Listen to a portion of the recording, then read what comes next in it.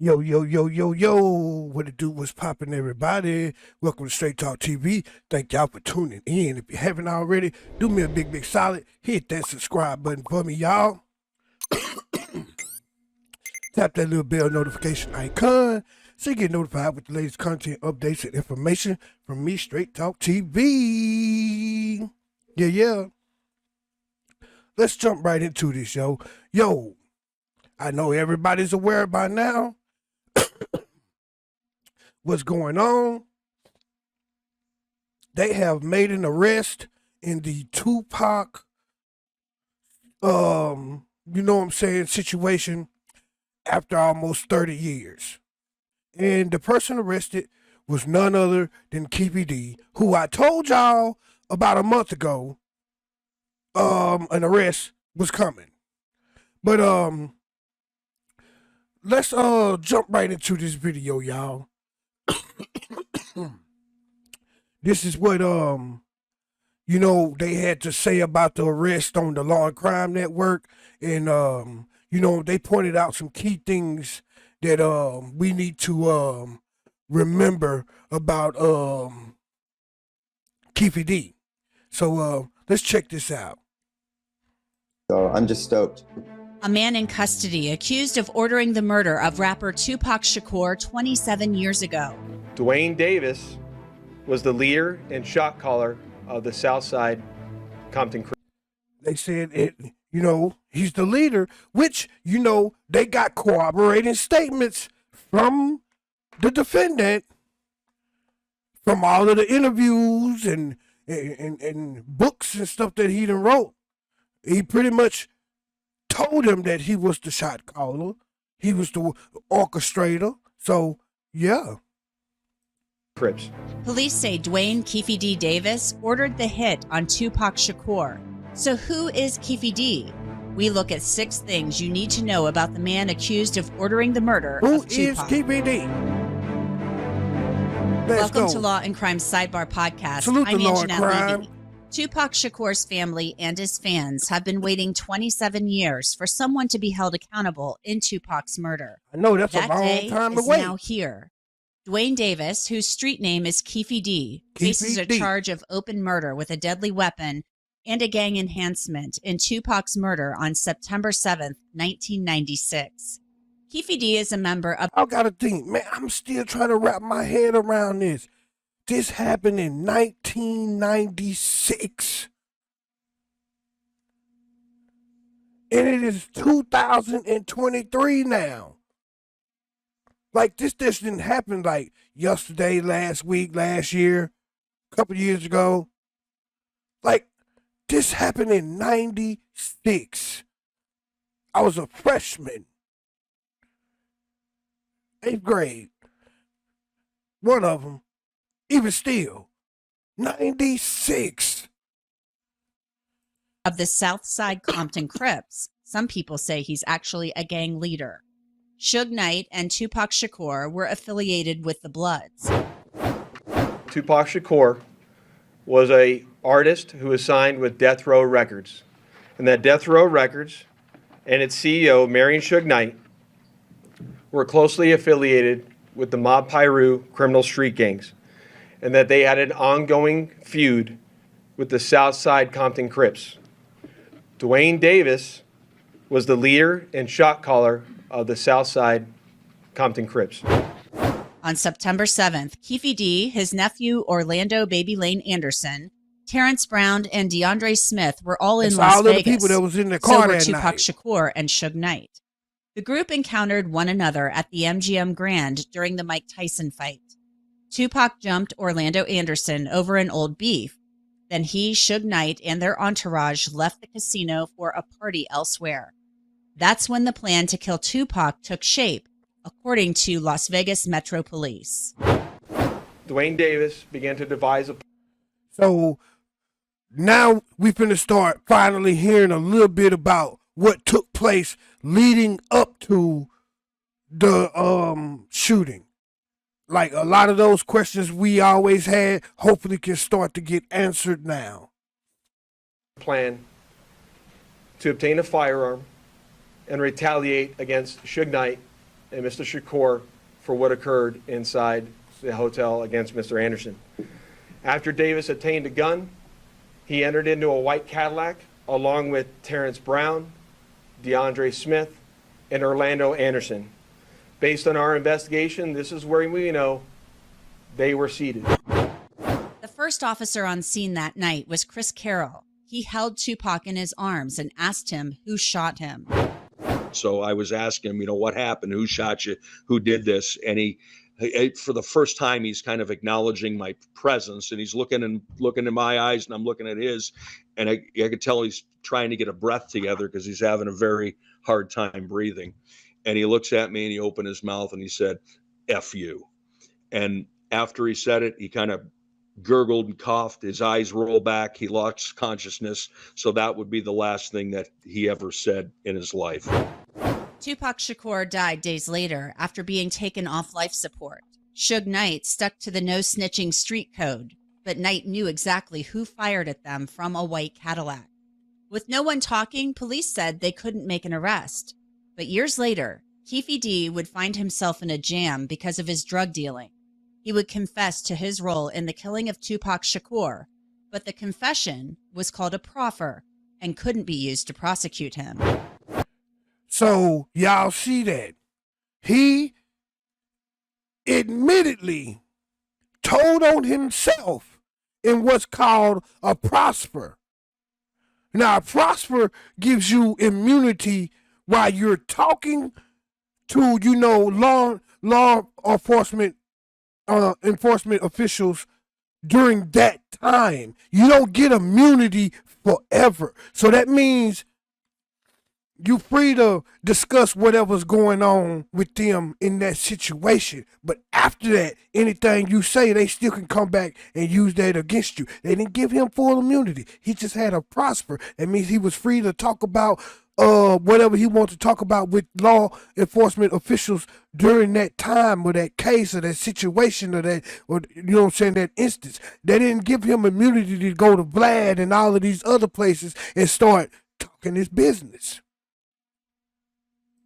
So Orlando shot across Dre? He leaned over on the window, he rolled down the window, popped. Keefe D's proffer was played in the documentary Murder Rap. That was the first time the public heard it. Keefe D laid out in detail what happened that night and why to LAPD Detective Greg Kading and others. I spoke with Greg Kading about Keefe D being indicted all of these years later. Yeah, I'm just elated. Thank you for having me, first of all. It's been a long time coming. I mean, better late than never, they say, but holy smokes, it's 27 years have gone by. Yeah, 27 I'm just years. so glad to see that someone is finally being held accountable for the murder of Tupac. So I'm just... Yeah, we are all thankful somebody's finally being held accountable for the murder of Tupac, but we are wondering, why is this guy only caught because he snitched on himself? He told on himself. That's the only reason why y'all arrested him.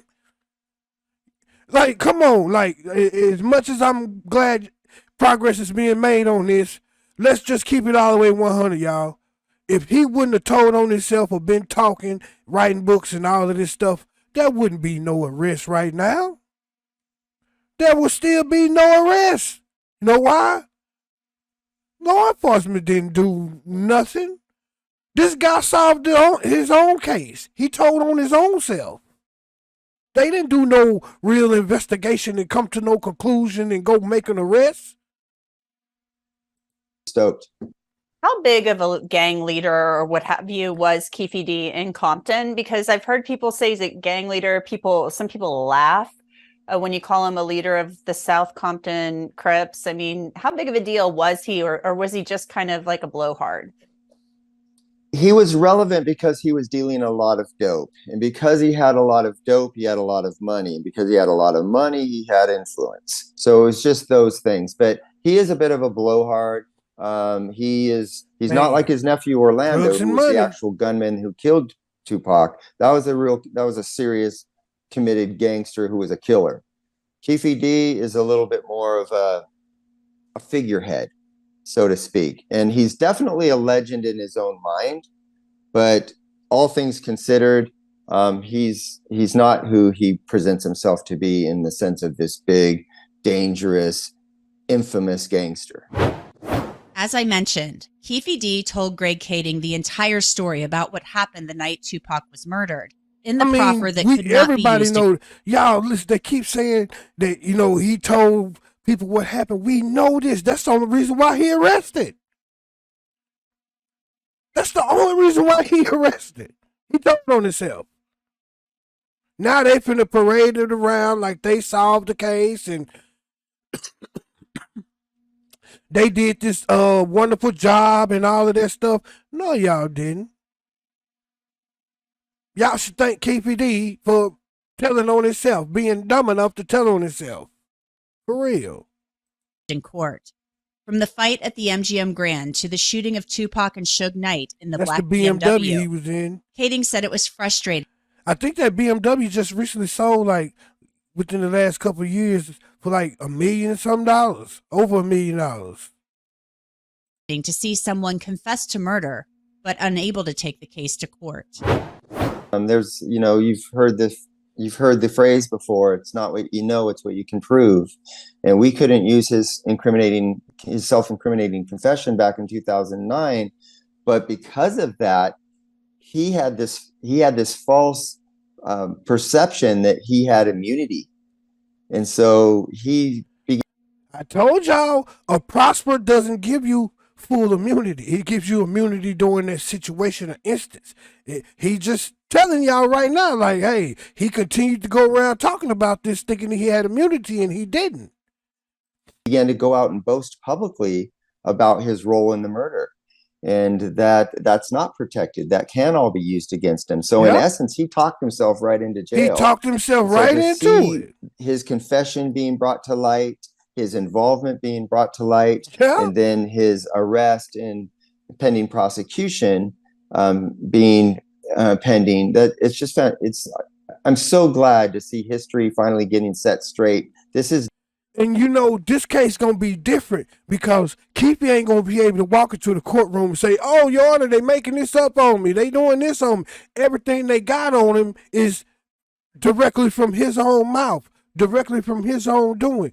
So, like, when he do get to trial, like, I mean, he's not going. What defense could he have when everything they have, they got it from him?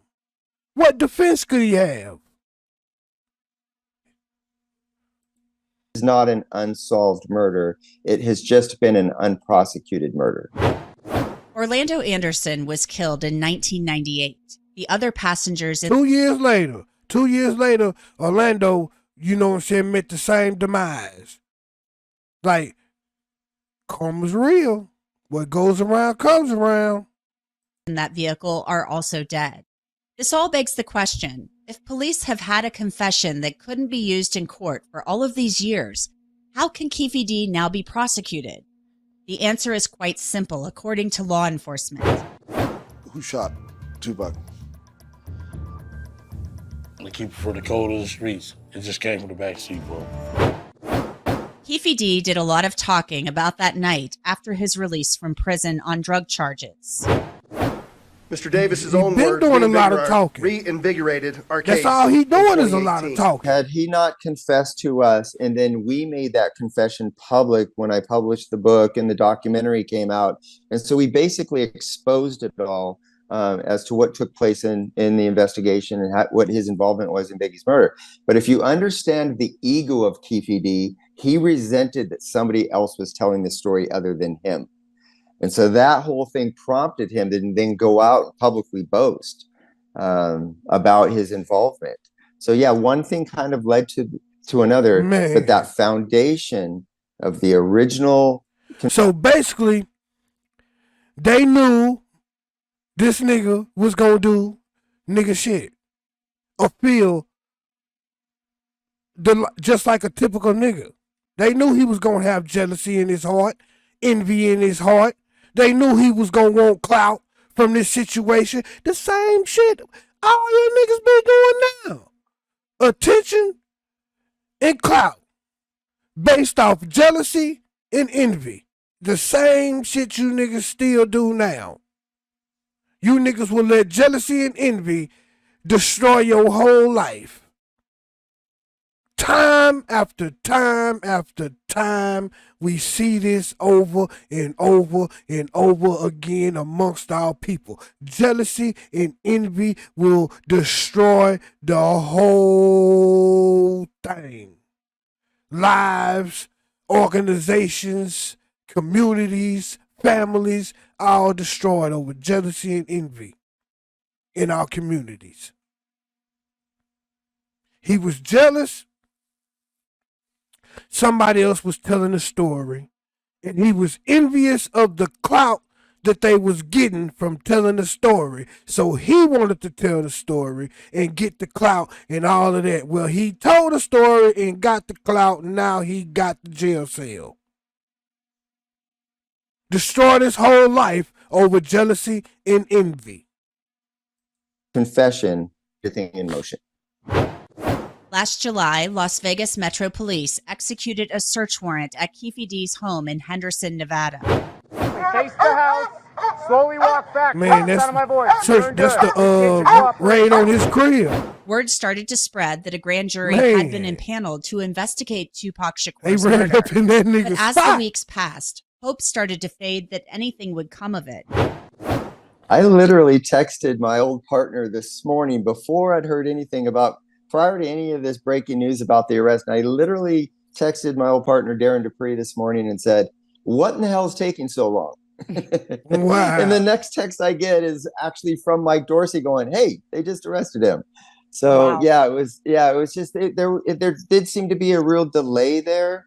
But I think that they were being strategic and making sure that they got everybody locked into their grand jury testimony so that they can utilize that later if necessary.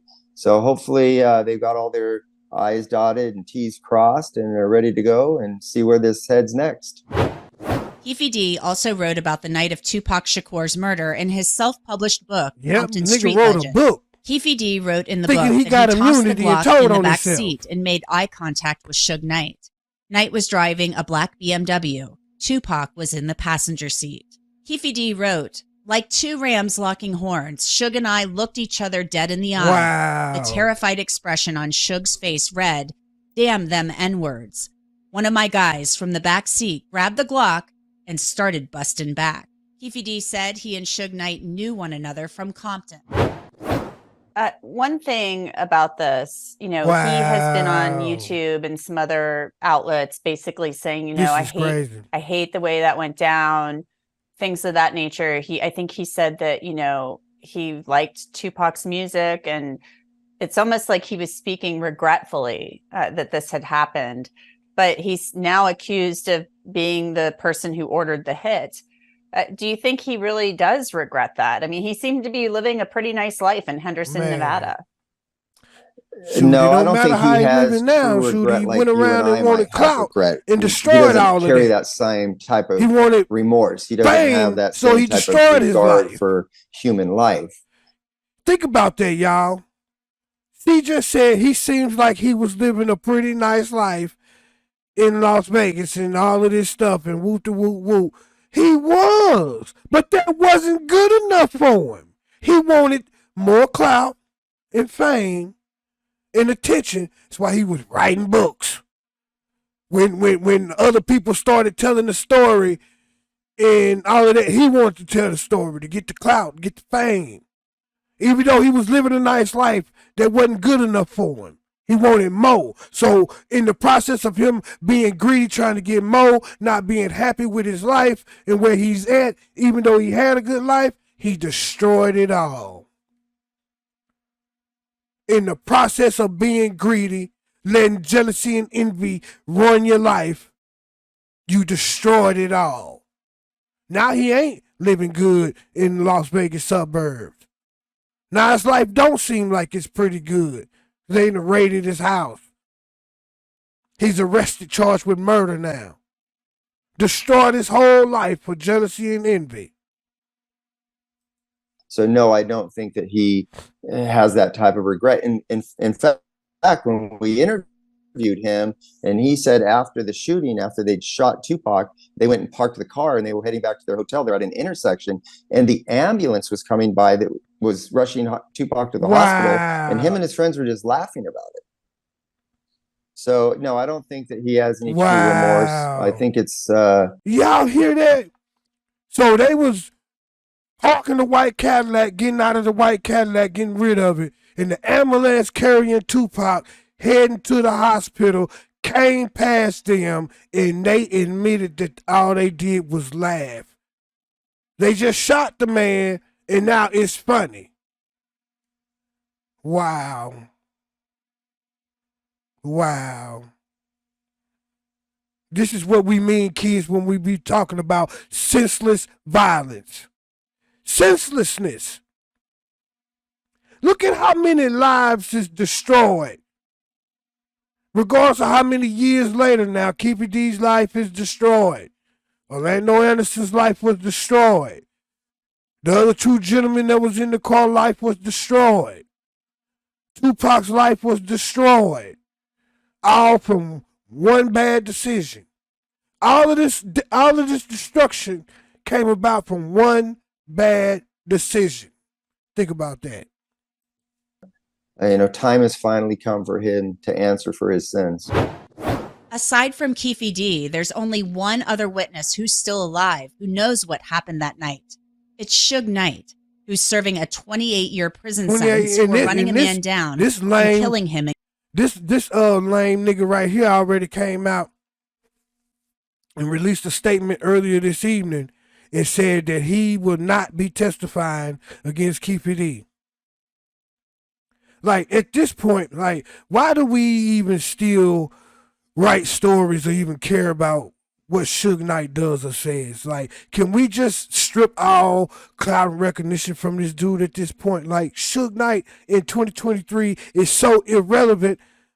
I can't understand why is he even still newsworthy? Why is Suge newsworthy? Like, nobody cares about Suge Knight. Nobody. Shout out to Snoop Dogg, the real owner of Death Row now. In Compton. Suge Knight has credibility issues. He's in prison for a really long time. Do we possibly hear from Suge Knight at some point about this? I would be I doubt it. absolutely shocked if Suge Knight was ever brought into court as a witness. He's completely. He already said he's not testifying, so I highly doubt it. And nobody wants Suge in there anyway. Completely unbelievable. He's not credible, and he's not going to, from prison, become a rat. He's not going to take the stand and testify against somebody else and then go back to his prison cell in general population. So no, he will. I don't think we're going to see any of Suge Knight in regards to this trial. Nope. What is clear, Dwayne Keefe D. Davis is sitting in a Las Vegas jail cell where he's being held without bail. History has finally been set correct. Now it's no longer from the public perspective an unsolved case. Now we can close it.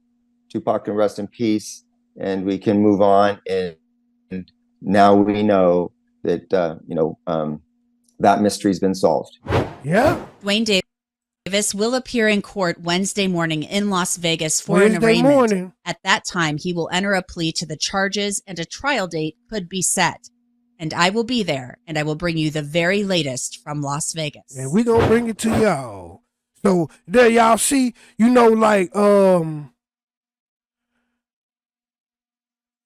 Wednesday he'll be in court, possibly get a trial date.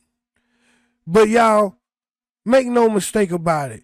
If jealousy and envy and greed wouldn't have took over this man's thought-making process, we wouldn't be discussing this case right now today because it wouldn't be no arrest. The typical American downfall of a black man is exactly what took Keefe D down. It's the same scenario over and over and over again with our people. Jealousy, envy, and greed destroyed this man. The same way it destroys millions of other people in our community. jealousy, envy, and greed destroyed this man. Jealousy, envy, and greed is the reason why this man is sitting in a motherfucking jail cell, about to face a murder trial. It's crazy, people. It's really crazy. But y'all hit that comment section down below. Let me know what y'all think about this whole situation. For real. Let me know what y'all think about it. If you haven't already, do me a big solid. Hit that subscribe button for me, y'all. Tap that like button. Let YouTube know you want to see more of this here content. That like button is very important, y'all. Hit that like button for me. Tap the little bell notification icon. Click all so you get notified with all the content updates and information from me, Straight Talk TV. For real, man. And you know what I mean? I appreciate you guys for rocking it out with me. You know what I'm saying? Salute to the mob. Ride with the mob. For real, ride with the mob, y'all. And we'll catch y'all on the next go round, man. Straight Talk out.